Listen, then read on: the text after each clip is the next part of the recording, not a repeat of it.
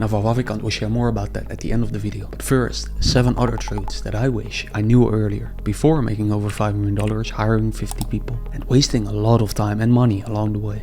Here is the first one. You interview all these overperformers, tools of titans, you compile all their habits. Have you found any commonalities? Is there a single morning routine you would give everybody? No. Exactly. There isn't a single way to do it. Is there even a single creativity routine you would give everybody? No. Would you say, okay, you journal for an hour, you meditate for half an hour, you do your cold plunge, you block off a 4-hour block of time, that's how you get things done? I wouldn't. No. The best in the world didn't become the best by copying the best. They became the best by following their obsession in an area where they are also naturally at an advantage because of talent and DNA and so on. Hard work became a natural byproduct, not the goal. Seeing this took me a long time. Their successful routine was just a consequence, not the cause of their success. If that's not clear yet, then please listen to the following. It can truly save a decade in your life. Hard work has very little to do with effectiveness. The grocery store owner or the person working at a restaurant might work 60, 80 hours a week, and that might be all Elon Musk is working. But Elon's making a lot more money because of his specific knowledge that cannot be taught, but can be learned on the job if you have a strong enough desire. Specific knowledge is more effective than hard work. And you learn the most specific knowledge in the area of your greatest desire. What you desire, what you are obsessed about, truly is the key. What if you don't really have a big obsession right now? Is there a way to find it? Well, listen closely because I found this very insightful. It changed me, what you just said, because I have always viewed my own life as a series of obsessions. And usually I'll idle for a little bit, then I'll fall in love with something else and I'll just get obsessed over it. And it could be election or the politics or the news one day. It could be photography the next. It could be AI. It could be crypto. It could be coding. Right. There was a VR, AR time period. There was a gaming time period. But there's just obsession after obsession after obsession. And there are also obsessions around working out, or around food, or around this particular kind of diet, or around dating, or what have you. And I think it's not unique to me. I think everyone, when I look at them, there's usually 1 or 2 or 3 things that they're obsessed about, or they're gearing up for the next one. And fostering that without being didactic about it, I think is really important. Enabling it or allowing it to happen. Even pushing it doesn't work, right? You tell your kid to be interested in something, they're not gonna be interested in it. Just like if I came to Tim and I'm like, Tim, you gotta like get obsessed over this thing. It's not gonna work. You're not gonna get obsessed over something. The most you can do is offer options. Okay, 3 truths here.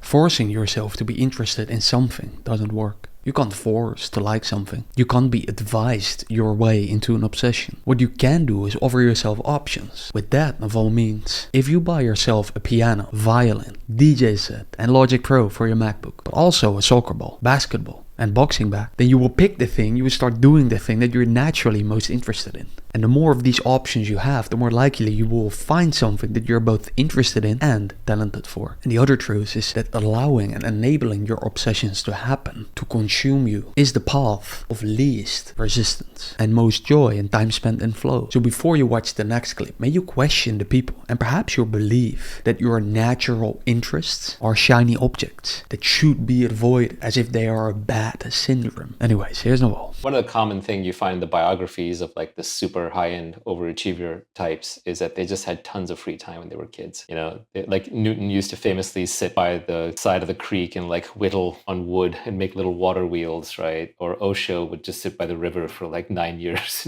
His grandma would just let him wander off by himself, you know? Yeah. And when I think back to my own childhood, like the time that I got to just spend reading and not having anyone bothering me and reading whatever I felt like, you know, from a library was incredible. And so it's that huge swaths of free time to like pursue your own curiosity. The more free time you give a curious mind, the deeper the questions that it will ask, the more innovative its answers will be, and the more successful you can become. But what if your curious mind gets distracted, hijacked by social media, porn, dopamine, junk food, nicotine, girls, you name it? Well, before Naval talks about it more, you can download my free Google Sheet with over 80 free tools that I use in my business and personal life to remove those distractions, or at least make it easier, but also other tools that I use for making videos and so on. And then you will also receive this 2-minute weekly email that I write with truths that I find in my own life and business. Anyways, here's Naval.